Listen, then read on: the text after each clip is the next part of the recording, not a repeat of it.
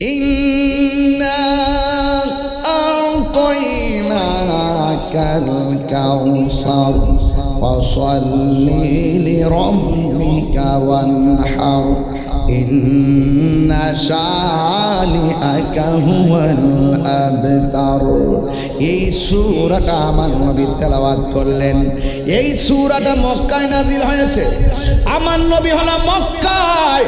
আল্লাহ বলে, জিব্রাইল আমার বন্ধুর কাছে তুমি মক্কায় কোরআন নিয়ে যাও। আমার নবী মদিনায়, আল্লাহ গো জিব্রাইল কোরআন নিয়ে মদিনায় যাও। নবীর যেথায় কোরআন লয়া জিব্রাইল যায় সেথায়। আমার যুবক ভাইয়েরা, এই সূরার মধ্যে আয়াত সংখ্যা হলো 3টি, রুকু সংখ্যা হলো 1টি রে বাবা। শুধুমাত্র তাই নয়, এই সূরাটা আমার নবী যখন তেলাওয়াত করলেন, এখন প্রশ্ন হলো, কাফেররা আমার নবীরে বলছে নির্বংশ। আমার আল্লাহ রাব্বুল আলামিন এই সূরার মধ্যে শুধুমাত্র সূরাই নাজিল করে নাই। কাফেররা বলছে আমার আল্লাহ নাকি নবীর উপরে নিয়ামত দেওয়া বন্ধ করে দিয়েছে।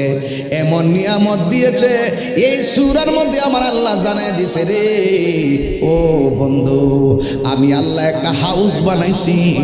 ওই হাউসের নাম হলো কাউসার। কাউসার কাসিরাতুন কাসরা, অভূতপূর্ব কল্যাণ।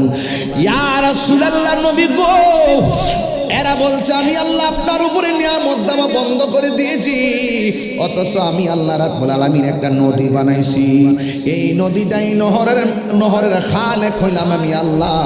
এটার নাম হলো হাউজে কাউসার। এই হাউজে কাউসারটার মালিক আমি আল্লাহ রাব্বুল আলামিন, আপনি নবীকে বানাইয়া দিছি। আল্লাহু আকবার কোন। আমরা কত সৌভাগ্যবান, এমন নবীর উম্মত হলাম যেই নবীকে আমার আল্লাহ হাউজে কাউসার দান করেছেন। নবীরে প্রশ্ন করি, ইয়া রাসূলুল্লাহ, ইয়া হাবিবাল্লাহ, নবী গো, হাউজে কাউসারের সংবাদ আপনি দিলেন। আমার নবী বলেন, হে সাহাবীরা, আমি যদি নবীও তোমাদের সামনে দাঁড়ায় রইছি, এখান থেকে আমি দাঁড়ায় দাঁড়ায় দেখতেছি ওই হাউজে কাউসারের পানিগুলো টলমল করতেছে।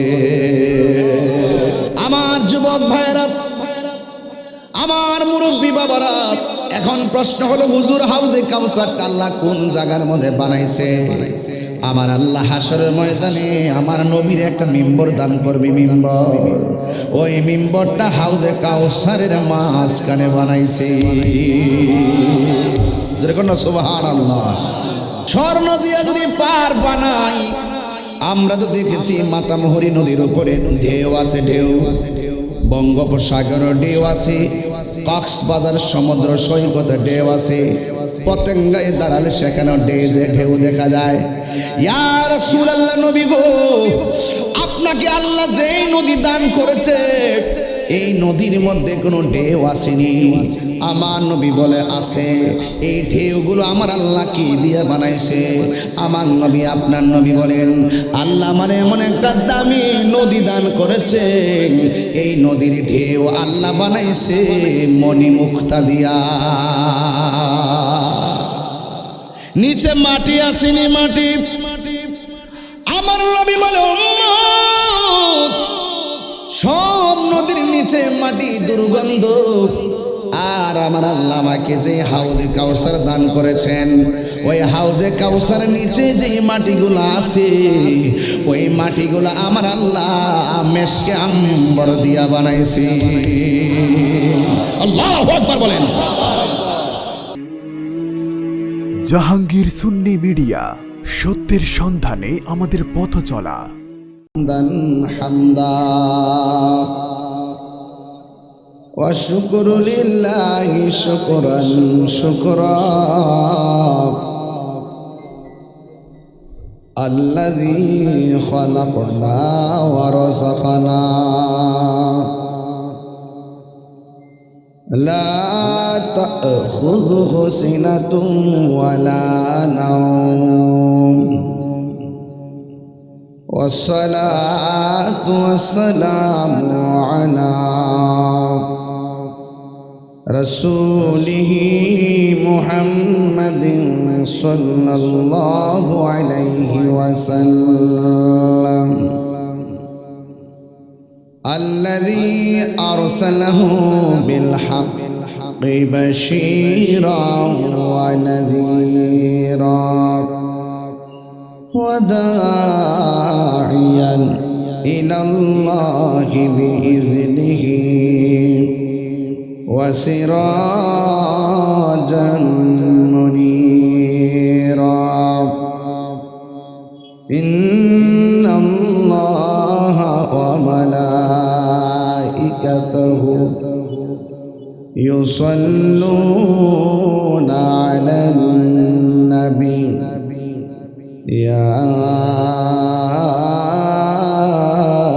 أيها الذين آمنوا صلوا عليه وسلموا تسليما اللهم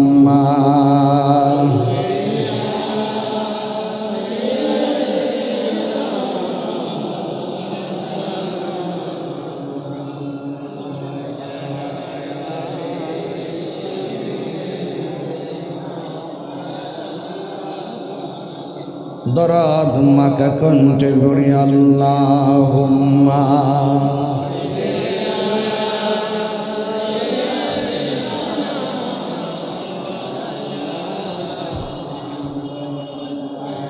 ওয়ালা আলি সাইয়্যিদিনা হেরার গুহায় তোমারি থে আসমান থেকে নামে আল কোরআন ভাঙল সবার ভুল তোমারি উপরে আসিল কোরআনের ছায়া তলে খালিদ উমর আলী আবু বকর ইসলামী ঝান্ডা নীলজ তুলে আল আমিন তুমি ছিলে চিরদিন সকল মানুষের তরে হে রাসূল তোমাকে ভুলি আমি কেমন করে হাজারো বেদনার পরে ফিরে আসনি তুমি আপন করে দিনের আলো তুমি ছড়িয়ে দিতে চলে গেছো মদিনায় মক্কা ছেড়ে হে রাসূল তোমাকে ভুলি আমি কেমন করে আল্লাহুম্মা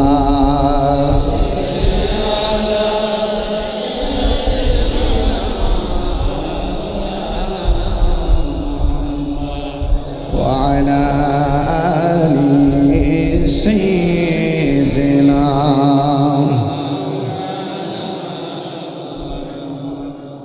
রাতের আধারে যারা সেজদাতে রয় দু চোখের স্রোতে নদী যেন বয় ছলনার হাত ছানি যতই আসো ছলনার হাত ছানি যতই আসো পেছনে ফিরেও তাকায় না আল্লাহর প্রেম ছাড়া এই দুনিয়ায় কারো কাছে কোনো কিছু চাই না যাদের হৃদয়ে আছে আল্লাহর ভয় তারা কবু পথ বলে যায় না আল্লাহর প্রেম ছাড়া এই দুনিয়ায় কারো কাছে কোনো কিছু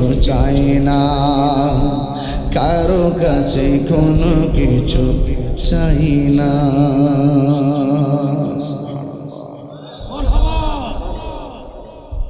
উপস্থিত পেকুয়া রাজাখালী ইউনিয়ন গৌসে কমিটি বাংলাদেশ রাজাখালী ইউনিয়ন শাখার উদ্যোগে ও হযরত সিদ্দিক শাহ রহমাতুল্লাহ আলাইহির স্মরণে পবিত্র ঈদ মিলাদ নবী সাল্লাল্লাহু আলাইহি ওয়াসাল্লাম উপলক্ষে আজিমুশান মাহফিল উদ্বোধক চকরিয়া সিটি কলেজের সম্মানিত অধ্যক্ষ জনাব অধ্যক্ষ মোহাম্মদ সালাউদ্দিন খালেদ সাহেব, সভাপতি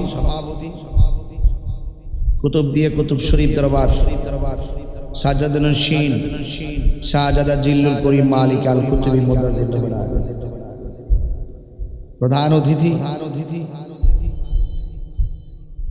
পেকুয়া বাংলাদেশ জাতীয়তাবাদী যুব দলের সভাপতি জনাব কামরান চাঁদিদ মুকুট সাহেব, প্রধান মেহমান রাজাখালী ইউনিয়ন শাখার বাংলাদেশ জাতীয়তাবাদী দল বিএনপির সম্মানিত সভাপতি জনাব মোহাম্মদ আবু জাফর MA বক্তব্য রেখেছেন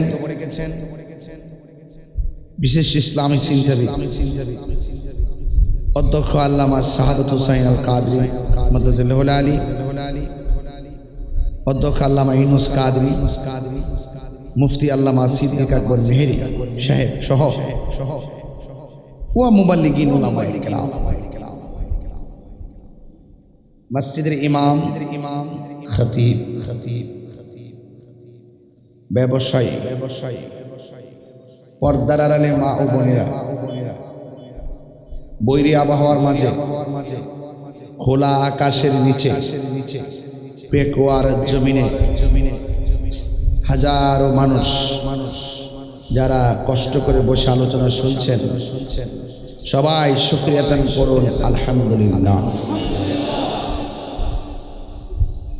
লাখ কোটি দরুদ ও সালাম ওই নবীর নূরানি কদম মোবারকে যিনি হায়াতুন নবী, সুবহানাল্লাহ বলতেন না, যিনি নূর নবী, গায়েবের খবর দেনওয়ালা, হাসরের মাঠে উম্মতকে শাফাত করনেওয়ালা, সেই নবী পাকের উম্মত হিসাবে আল্লাহ পাক আমাদের সকলকে কবুল করেছেন। এই জন্য শুকরিয়া তান সকলে আবারও পড়ি আলহামদুলিল্লাহ।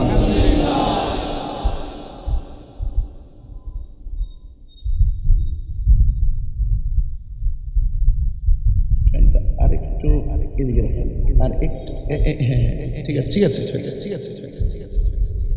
পবিত্র কোরআনুল কারীমে সবচাইতে বড় সূরার নাম হলো সূরা বাকারা। কোন সূরা বলছি? সূরা বাকারা। আর সবচাইতে ছোট সূরা হলো সূরা কাউসার।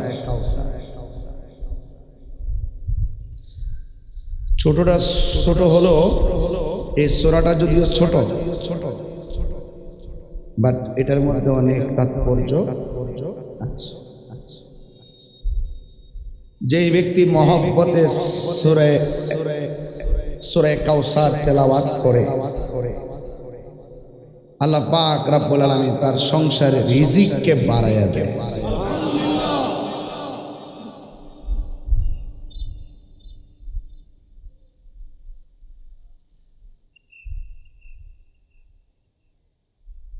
আজকের এই পেকুয়া মাদের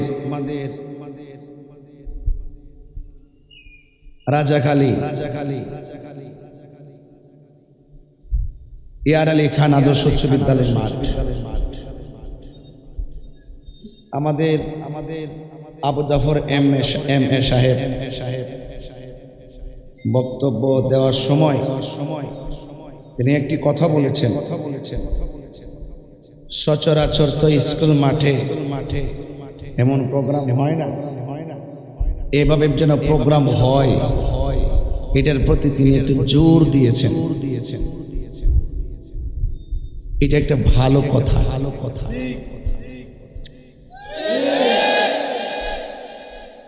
কারণ আহলে সুন্নাত ওয়াল জামাত শান্তিপ্রিয় জামাত। গৌসুল কমিটি বাংলাদেশ মানবতার এশিয়া উপমহাদেশের শ্রেষ্ঠ মানবতার প্ল্যাটফর্ম।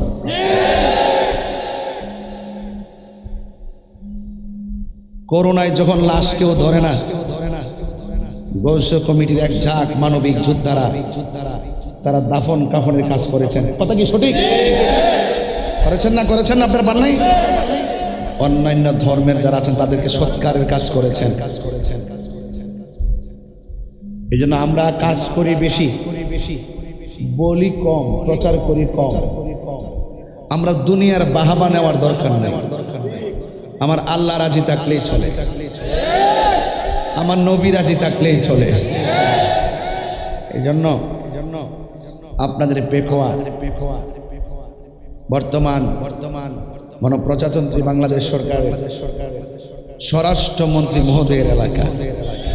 এই যে এখান থেকে কয়েক মিনিট লাগবে ওনার বাড়িতে যাইতে, ঠিক না? তিনিও খুব আস্তে আস্তে করে কথা বলেন, কিন্তু প্রত্যেকটা কথা পাথরের মতো ওজন। অনেকে এটার ভার নিতে পারে না, ঠিক আছে কিনা? কন ঠান্ডা মাথায়। এই জন্য শান্তি সম্প্রীতির লক্ষ্যে আহলে সুন্নাত ওয়াল জামাত কাজ করে। শান্তির লক্ষ্যে, সম্প্রীতিকে নিয়ে মানবিকভাবে আহলে সুন্নাত ওয়াল জামাত ধর্মের কথা বলে, মানবতার কথা বলে। এই পথে যারা কাজ করে তারা উদার হয়, কট্টর হয় না।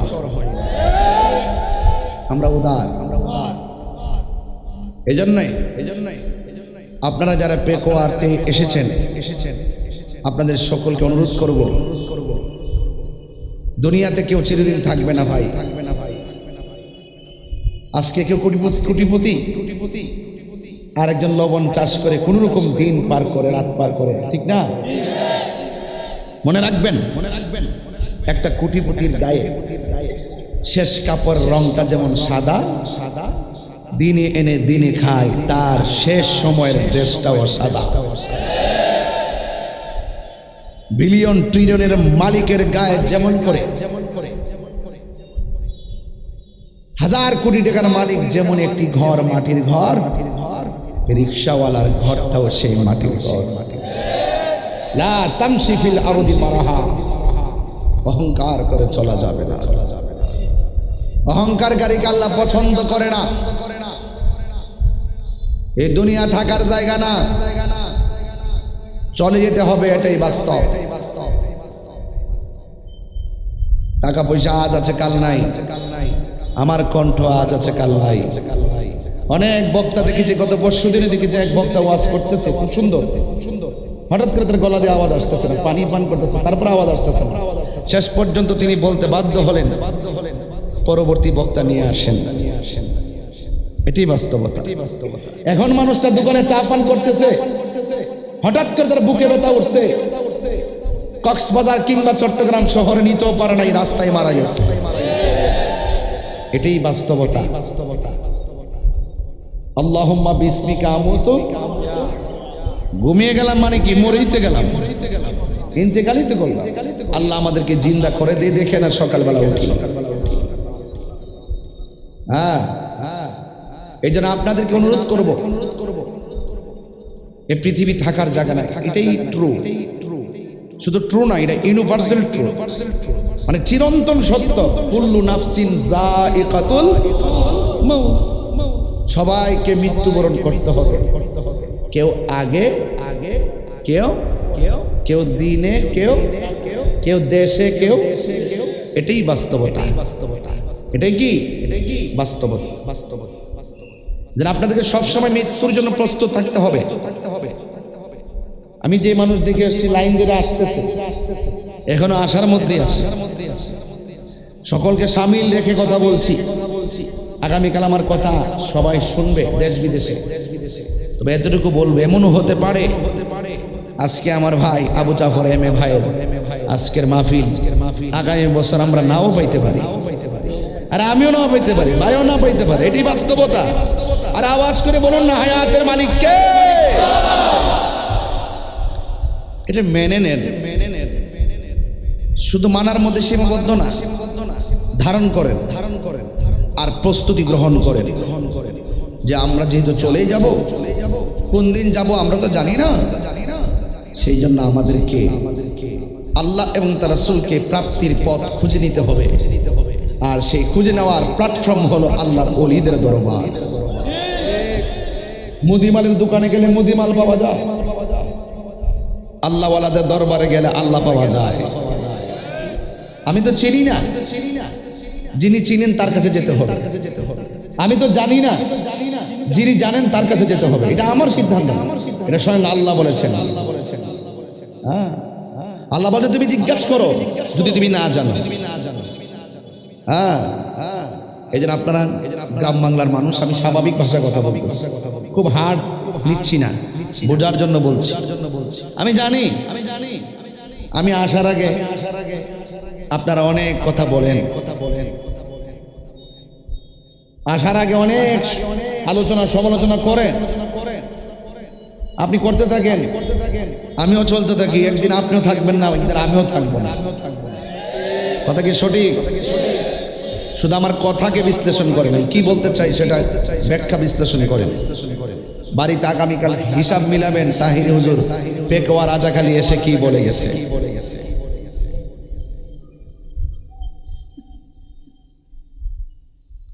বলেন হায়াতের মালিককে। এই যে মানুষ মানুষের কষ্ট দেয়, এই কষ্ট দেওয়াটা নতুন না, আমার নবীজিকেও কষ্ট দিয়েছে। কি আমি যে একটা কাশিতে পড়ছিলাম শুরুতে, যে বলছিলাম যে আমার নবীর কত কষ্ট দিছে, এরপর আল্লাহ বলছেন বন্ধু আপনি চলে যান। আল্লাহ পাকের নির্দেশে আমার নবীজি মদিনায় চলে গেছে। যাওয়ার সময় বারবার পিছন দিকে ফিরে তাকা। সাহাবী সিদ্দিক আকবর রাদিয়াল্লাহু তাআলা আনহু বলেন, ইয়া রাসূলুল্লাহ, আপনাকে এই মহল্লার মানুষ এত কষ্ট দিল, আপনি বারবার পিছনে থাকান কেন? তখন তিনি বলছিলেন, আবু বকর, বারবার পিছনে তাকাচ্ছি, সেই দেশটা তো আমার মায়ের দেশ। যার যার মাটির প্রতি টান আছে না নাই? এই দেশের মাটিকে ভালোবাসতে হবে, দেশকে ভালোবাসতে হবে, দেশের মানুষকে ভালোবাসতে হবে এবং মানুষের সঙ্গে মিশে চলতে হবে। কারণ আপনি মারা যাওয়ার পর এই মানুষই আপনাকে জানাজা পড়ে দাফন করবে।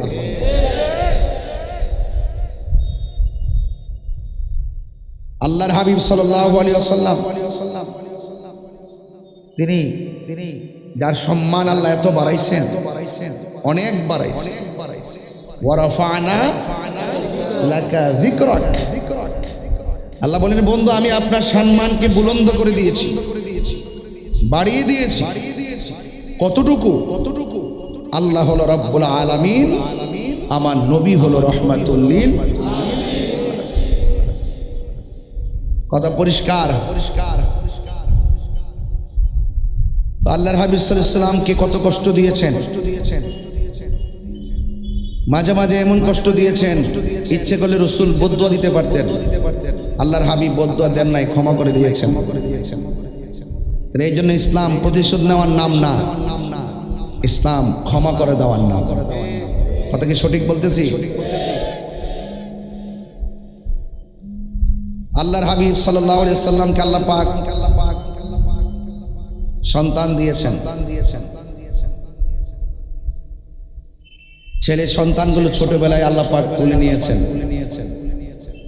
কাফেররা বলতে শুরু করলো, তুমি নিজেকে নবী দাবি করো, তোমার ঘরে তো বাতি দেওয়ার কেউ নাই, উত্তরাধিকারী কেউ নাই। এইভাবে মানে আঘাত করে কথা বলতে শুরু করলো। আমাদের সমাজে রাজাকালী না ভাই? হ্যাঁ, এটা জাফর ভাই, রাজাকালীতে যদি কাহারও ঘরে সন্তান না হয় কেউ যদি বলে এই জন্যই তোর ঘরে সন্তান হয় না, আচ্ছা বলেন এই কথাটা কি কষ্টের না? কষ্টের না? বলেন সন্তান দেওয়ার মালিককে, নিয়ে যাওয়ার মালিককে? আল্লাহর হাবিব তাদের কথায় খুব কষ্ট পেত। কয়েকদিনের জন্য আল্লাহ পাক ওহী নাজিল করা বন্ধ রেখেছে। কাফেররা আর একটু সুযোগ পেয়ে গেছে। তারা বলতেছে, দেখছো মুহাম্মদ সাল্লাল্লাহু আলাইহি সাল্লামের রব ওহী পাঠানো বন্ধ করছে, আর আগের মতো ভালোবাসে না। নাউজুবিল্লাহ বলেন না কেন? এক হলো এই কথা বলে কষ্ট দিয়েছে, আর দুই নম্বর হলো রাসূল পাক সাল্লাল্লাহু আলাইহি ওয়াসাল্লামের ছেলে সন্তান যখন চলে যায়, কাফেররা বলতো আমার নবী নির্বংশ, উত্তরাধিকারী কেউ নাই। আল্লাহর হাবিব সাল্লাল্লাহু আলাইহি ওয়াসাল্লামের মনটা বিষণ্ণ। ঘরের ভিতরে তিনি ঢুকলেন, সাহাবায়ে কেরাম তাকিয়ে রইলেন। তাকানোর পরে সাহাবারা মনে মনে ভাবছেন রাসূল এত বিষণ্ণ, কিন্তু সাহাবায়ে কেরাম ঘরের দরজার সামনে ইন্তজার। আল্লাহর হাবিব ভিতরে গেলেন, ঘুমালেন। ঘুম থেকে উঠলেন, সাহাবায়ে কেরাম তো মনে মনে ভাবতেছেন আরে রাসূল সাল্লাল্লাহু আলাইহি ওয়াসাল্লামের মনটা বিষণ্ণ দেখেছি। কিন্তু আল্লাহর হাবিব যখন ঘুমিয়ে গেলেন, ঘুম থেকে উঠলেন, উঠে দরজাটা খুললেন। সাহাবায়ে কেরাম বলেন আল্লাহর হাবিব ঘরে ঢোকার সময় যে দৃশ্য দেখেছি, কিন্তু দরজাটা খুলে দেখলাম আল্লাহর হাবিব সাল্লাল্লাহু আলাইহি ওয়াসাল্লাম একটা মুচকি হাসি দিয়ে ঘর থেকে বের হয়েছেন।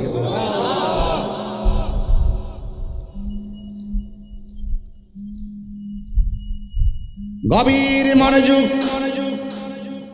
আমার পেকুয়ার বাবারাও, রাজাখালীর বাবারাও, চকরিয়ার বাবারা, আপনারা যারা দূর দূরান্ত থেকে আজ মাহফিলে এসেছেন, হাজার হাজার মানুষ খোলা আকাশের নিচে বসে বসে আমার বয়ান যারা শোনার মানসিকতায় এসেছেন, আল্লাহর হাবিব সাল্লাল্লাহু আলাইহি ওয়াসাল্লাম কাফেরদের হীন চরিতার্থ বাক্য কালামগুলো শুনে নবী পাক সাল্লাল্লাহু আলাইহি ওয়াসাল্লাম ঘরের ভিতরে গেলেন। ঘরের ভিতরে যাওয়ার পর রাসূল একটু ঘুমালেন। আমি আপনি ঘুমালে ওযু ভেঙে যায়, আল্লাহর হাবিব সাল্লাল্লাহু আলাইহি ওয়াসাল্লাম ঘুমালে ওযু ভাঙতো না। আমি আপনি ঘুমালে স্বপ্ন দেখলে শরীয়তের কোনো দলিল না। আমার নবী আপনার নবী ঘুমিয়ে গেলেও যদি নবী স্বপ্নে দেখতেন, এটা শুধু স্বপ্ন না, এটা শরীয়তের দলিল, আল্লাহর পক্ষ থেকে ডাইরেক্ট ওয়াহি।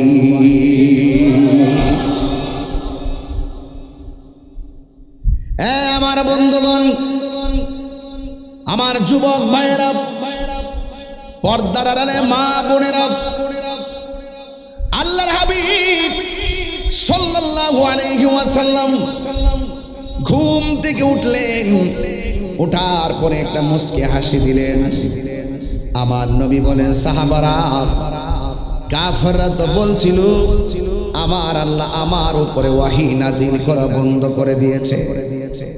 আজকে যখন আমি ঘুমিয়ে গিয়েছি, ঘুমের ঘরে আমার আল্লাহ কুরআনুল কারীমের একটা সূরা আমার উপরে নাজিল করে দিয়েছে। আল্লাহু আকবার কোনা গেল।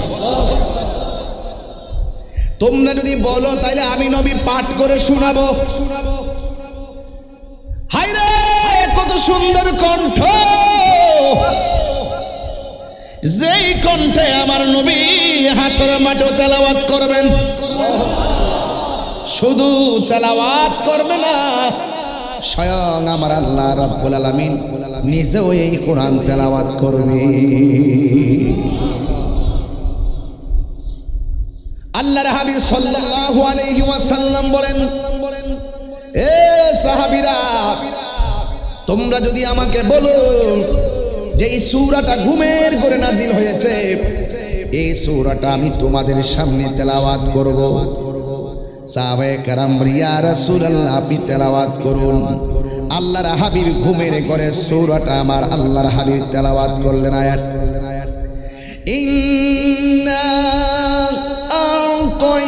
আ'তাইনাকাল কাউসার ফাসাল্লি লিরাব্বিকা ওয়ানহার ইন্না শানিআকা হুয়াল আবতার। এই সূরাটা আমার নবী তেলাওয়াত করলেন। এই সূরাটা মক্কায় নাজিল হয়েছে। আমার নবী হলো মক্কায়।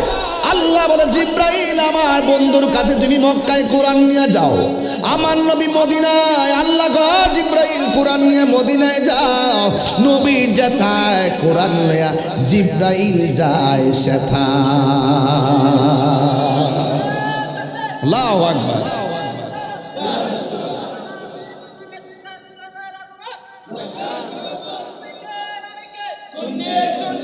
আমার যুবক ভাইয়েরা, এই সূরার মধ্যে আয়াত সংখ্যা হলো 3টি, রুকু সংখ্যা হলো 1টি রে বাবা। শুধুমাত্র তাই নয়, এই সূরাটা আমার নবী যখন তেলাওয়াত করলেন, এখন প্রশ্ন হলো কাফেররা আমার নবীরে বলছে নির্বংশ। আমার আল্লাহ রাব্বুল আলামিন এই সূরার মধ্যে শুধুমাত্র সূরাই নাজিল করে নাই। কাফেররা বলছে আমার আল্লাহ নাকি নবীর উপরে নিয়ামত দেওয়া বন্ধ করে দিয়েছে। এমন নিয়ামত দিয়েছে এই সূরার মধ্যে আমার আল্লাহ জানায় দিয়েছে, রে ও বন্ধু, আমি আল্লাহ একটা হাউস বানাইছি। ওই হাউসের নাম হলো কাউসার। কাউসার কাসিরাতুন কাসরা, অভূতপূর্ব কল্যাণ। ইয়া রাসূলুল্লাহ, নবী গো, এরা বলছে আমি আল্লাহ আপনার উপরে নিয়ামত দেওয়া বন্ধ করে দিয়েছি, অথচ আমি আল্লাহ রাব্বুল আলামিন একটা নদী বানাইছি। এই নদীটাই নহরের খালেক হইলাম আমি আল্লাহ। এটার নাম হলো হাউজে কাউসার। এই হাউজে কাউসারটার মালিক আমি আল্লাহ রাব্বুল আলামিন, আপনি নবীকে বানাইয়া দিছি। আল্লাহু আকবার কোন। হাউজে কাউসার কি জিনিস বুঝবেন হাশরের ময়দানে, এখন বোঝা যাবে না বাবা। আমরা কেমন সৌভাগ্যবান, আমরা কত সৌভাগ্যবান, এমন নবীর উম্মত হলাম যেই নবীকে আমার আল্লাহ হাউজে কাউসার দান করেছেন। নবীরে প্রশ্ন করি, ইয়া রাসূলুল্লাহ, ইয়া হাবিবাল্লাহ, নবী গো, হাউজে কাউসারের সংবাদ আপনি দিলেন। আমার নবী বলেন, হে সাহাবীরা, আমি যদি নবীও তোমাদের সামনে দাঁড়ায় রইছি, এখান থেকে আমি দাঁড়ায় দাঁড়ায় দেখতেছি ওই হাউজে কাউসারে পানিগুলো টলমল করতেছে।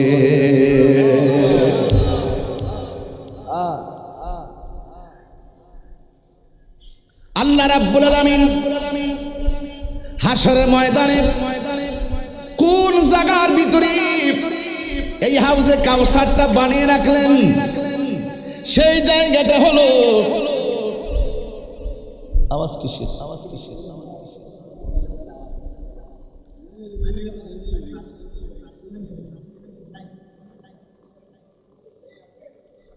আমার যুবক ভাইয়েরা, আমার মুরব্বী বাবারা, এখন প্রশ্ন হলো হুজুর, হাউজে কাউসারটা আল্লাহ কোন জায়গার মধ্যে বানাইছে?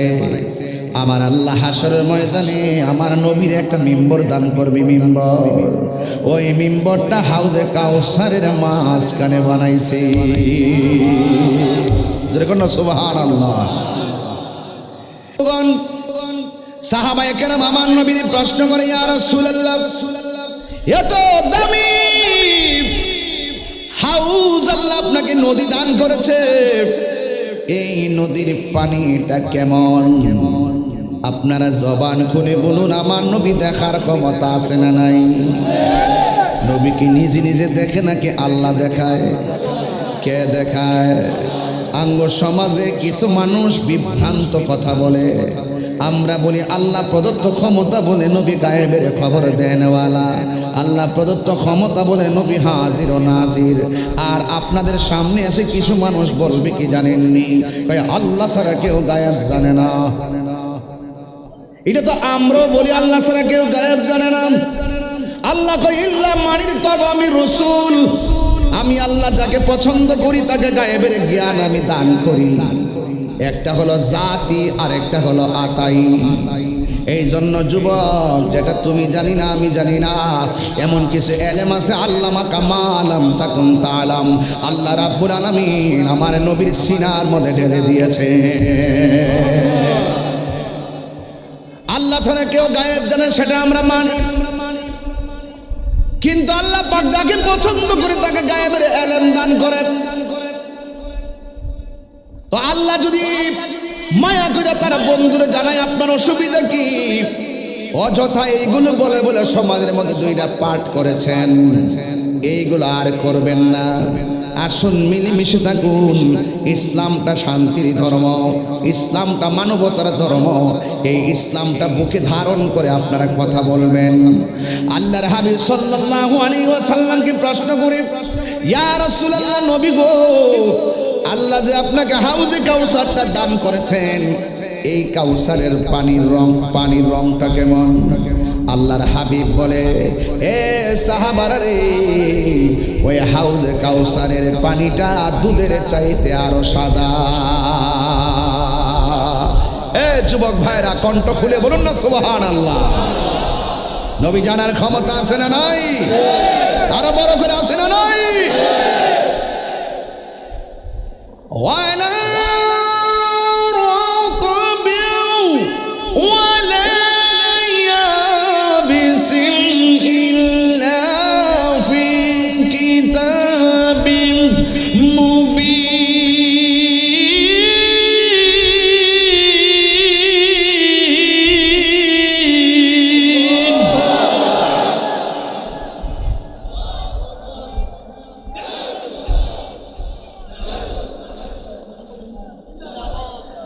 আমার যুবক ভাইরা, আমার হাতে কোরআন, সন্দেহ আছে? আর বড় করে সন্দেহ আছে? এই কোরআনে যা আছে কোনো সন্দেহ নাই। এই কোরআনের ভিতরে আমার আল্লাহ বলেন, ওয়ালা রাতবি ওয়ালা ইয়াবিসিন ইল্লা ফি কিতাবিন মুবিন। জলে স্থলে এমন কোনো সূক্ষ্ম কণা নাই যেটা কোরআনের মধ্যে আলোচনা করে নাই। আর এই কোরআনের সব হাকিকত আমার আল্লাহ তার বন্ধু নবীর সিনার মধ্যে ঢেলে দিয়েছেন। এই জন্য নবী বলেন, বুইস্তু মুআল্লিমান, আমি এই দুনিয়াতে শিক্ষক হইয়া প্রেরিত হয়েছি। নবীর শিক্ষক কেউ না, নবীর শিক্ষক হলো আমার আল্লাহ। ঠিক কিনা? আল্লাহর হাবিব বলেন, হাউজে কাউসারের পানির রংটা কি? আর জোরে বলেন না, রংটা কি? দুধের চাইতে সাদা, বরফের চাইতে শক্ত, বরফের চাইতে স্বচ্ছ। এরপরে নবীরে প্রশ্ন করি, নবী গো, আপনি বলেন না হাউজে কাউসারের পানিটা কেমন? কয় মধুর চাইতে মিষ্টি। সুবহানাল্লাহ কোন গেলে গে? ইয়া রাসূলুল্লাহ, দুনিয়ার নদীর মধ্যে পেকুয়ার নদীর নাম কি? এই জাফর ভাই, মাতা মোহরিনি জানার দরকার আছে তো? মাতা মোহরি না? মাতা মোহরে দুই দিকে দুই পার আছে না নাই? কোথাও না কোথাও গিয়ে পার হয়েছে। দুনিয়ার নদীর মধ্যে পার আছে, পারগুলো আল্লাহ বানাইছে মাটি দিয়া। এবার আমার নবীরে প্রশ্ন করি, নবী গো, ওই হাউজে কাউসারের মধ্যে কোনো পার আসেনি? আমার নবী বলেন আছে। দুনিয়ার নদীর পার বানাইছে আল্লাহ মাটি দিয়া, আর আমার আল্লাহ আমারে এমন দামি একটা নদী দান করছে, ওই নদীর পাহাড় আল্লাহ বানাইছে স্বর্ণ দিয়া। আল্লাহু আকবার বলেন। কি দিয়া বানাইছে? স্বর্ণ দিয়া, স্বর্ণ দিয়া, স্বর্ণ দিয়া। এই আমার যুবক ভাইয়েরা,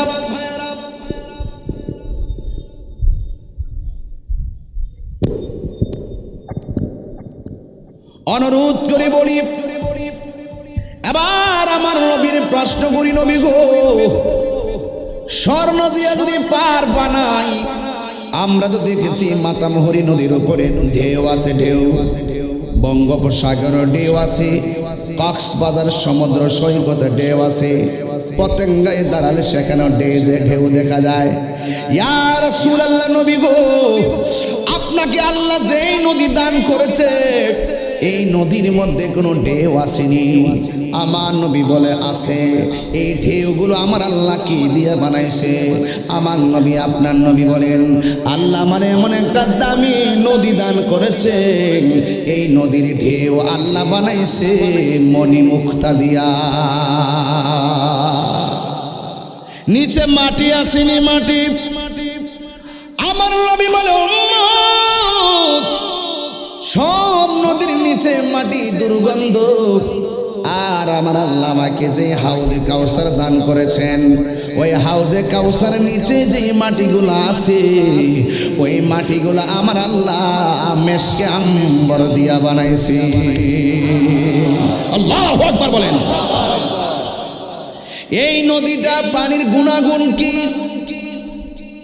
আল্লাহর হাবিব বলতেছেন এই নদীর পানির গুণাগুণ হলো যেই দিন হাসরের ময়দান কায়েম হবে, যেই দিন মানুষ নাফসি নাফসি বলে কাঁদবে, কেউ গিরা পানির মধ্যে সাঁতার কাটবে, কেউ কোমর পানির মধ্যে সাঁতার কাটবে, কেউ গলা পানির মধ্যে সাঁতার কাটবে। গরম পানির কারণে বডি থেকে গোশতগুলো আলাদা হয়ে যাবে। আল্লাহু আকবার।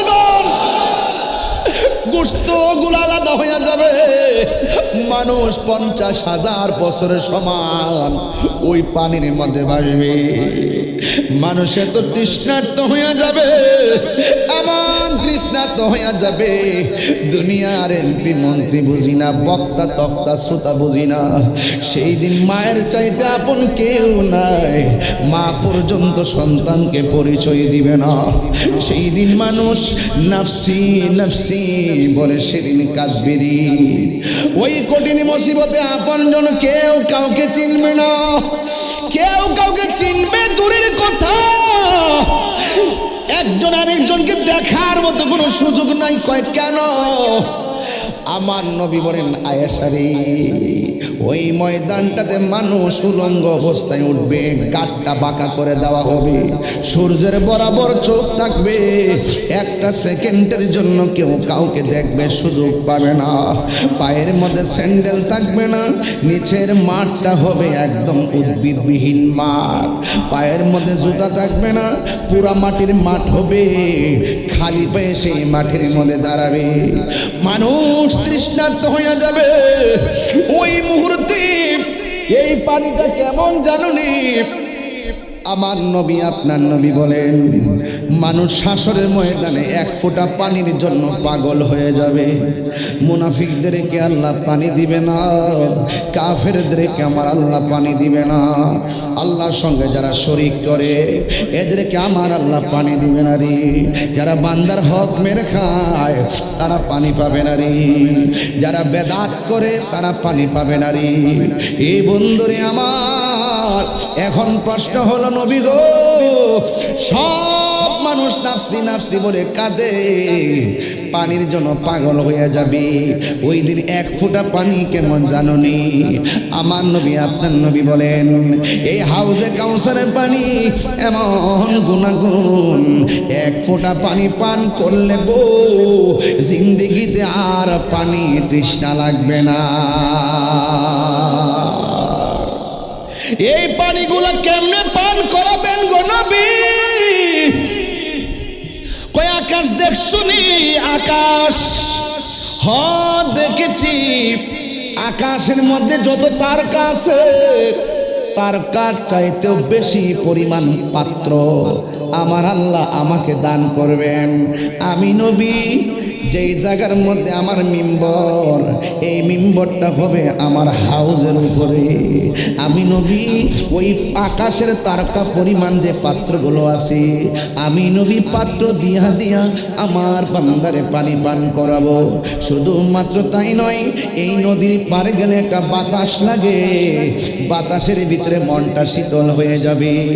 ওই নদী থেকে বাতাসটা উঠার পর জান্নাতীরা, জান্নাতের হুররা জান্নাতীদেরকে নিয়ে জান্নাতের দেয়ালের বেলকনির মধ্যে এইভাবে কাপড়টা ছড়ায়া বাতাস খাবে। ওয়া বাশশিরিল্লাযীনা আমানু ওয়া আমিলুস সালিহাতি আন্না লাহুম জান্নাতিন তাজরি মিন তাহতিহা তাহতিহাল আনহার।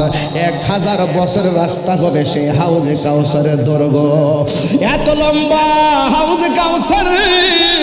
আমার নবী বলে জান্নাতের নিচ দিয়া নহর গুলোর একটা খাল, একটা হলো উপসাগর, একটা হলো সাগর, আরেকটা হলো উপসাগর, একটা হলো নদী, আরেকটা হলো উপনদী। এই উপনদী কারে কয়? খার নদী থেকে যেটা শাখা বের হয় উপনদী। হাউজে কাউসার থেকে আমার আল্লাহ অনেকগুলা শাখা বের করবে। যেমন একটা টাঙ্কি আছে, টাঙ্কি থেকে অনেকগুলা পাইপ আছে। কেউ ওযুখানাত দেয়, কেউ সামনে দেয়, পিছনে দেয়, ড্রয়িং রুমে দেয়, এমনভাবে বেসিং রুমে দেয়। আমার আল্লাহর হাবিব বলেন আমার আল্লাহ হাউজে কাউসার দিকে কিছু ড্রেন বাইর করবে, ড্রেন কিছু উপনদী বাইর করবে। আমার আল্লাহ জান্নাতের নিচ দিয়া নহরগুলা প্রবাহিত করবে। এই নহর দিকে এত সুন্দর বাতাস হুরের গায়ের মধ্যে লাগবো। 70 রঙের জামা হুরের গায়ের মধ্যে, তাদের 70 রঙের জামা বেদ করে তাদের সৌন্দর্য দেখা যাবে। এদেরকে আমার আল্লাহ ইমানদারদের খাদেমা বানায়া রাখবে।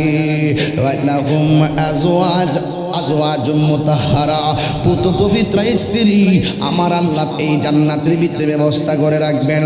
জান্নাতীরা খাওয়ায় দুলতে থাকবে আর হুররা বাতাসে দুলতে থাকবে। এত সুন্দর পরিবেশ। আমার আল্লাহ বলেন শোনো শোনো, আমি আল্লাহ জান্নাতে তোমাকে দেওয়ার পরে আমি আল্লাহ তোমাদেরকে আঙ্গুর ফলের বাগান উপহার দিব। ইন্নালিল মুত্তাকিনা মাফাজান হাদাইকা ওয়া আনাবা ওয়া কাওয়াইবা আতরাবা।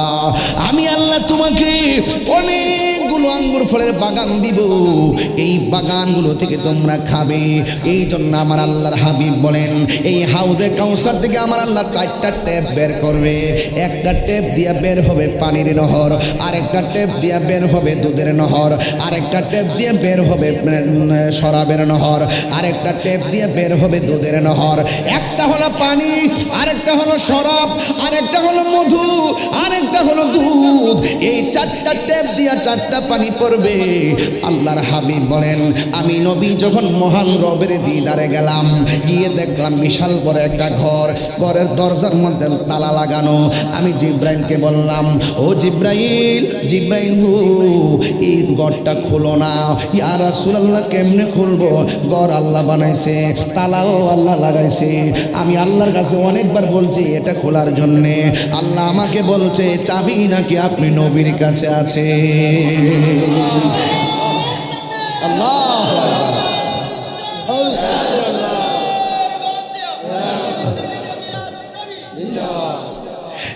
বন্ধুগণ, আল্লাহর হাবিবের জবান মুবারকটা তালার সামনে রাখার পর ঘরটা খুলে গেছে।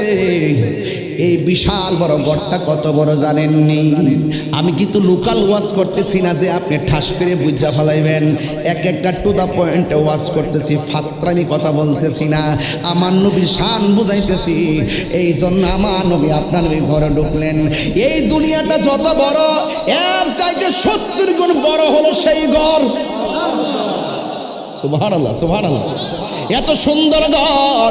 আমার নবী বলেন এই ঘরের ভিতরে আমি ঢুকেছি, দুইটা দেখলাম শুধুমাত্র 4টা খুঁটি। জোরে গণ কয়টা? আরো জোরে গণ। এখন বলবেন হুজুর এত 70টার সমান ঘরের মধ্যে 4টা খুঁটি দিয়ে আল্লাহ কেমনে দাঁড় করে রাখলো? এটা তো বলতেই পারেন আপনারা। আরে এটা পরে বলার আগে আর একটু জমিন থেকে আপনি নিজে চিনেন। আরে এটা তো আধ্যাত্মিক উপরে কথা বললাম। এত বিশাল বড় ঘর আল্লাহ 4টা খুঁটি দিয়ে কেমনে ধার করায় রাখলো? বাবারি বাবা, কি টেনশনে পড়ে গেছেন আপনারা। এখন রাজাখালীর জমিন থেকে উত্তর খুঁজে নেন। এত বিশাল ঘরটাকে আল্লাহ 4টা খুঁটি দিয়ে দাঁড় করেছে। এটা নিয়ে টেনশনের দরকার নাই। কেমনে করলো? রাজাখালীর স্কুলের মাঠ থেকে, স্কুলের নামটা হলো ইয়ার আলী খান আদর্শ উচ্চ বিদ্যালয়ের মাঠ থেকে উত্তর খুঁজে পেয়ে যাবেন।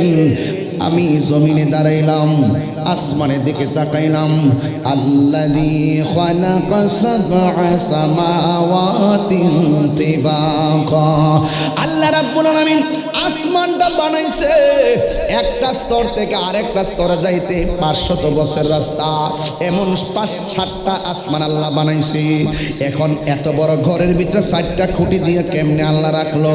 আমার প্রশ্ন হলো, আমার আল্লাহ 7টা আসমান খুঁটি ছাড়া বানায় রাখলো কেমনে? উত্তর বুঝতে কি বেশি কষ্ট হয়ে গেছে? কি কষ্ট বেশি হয়ে গেছে? আহা,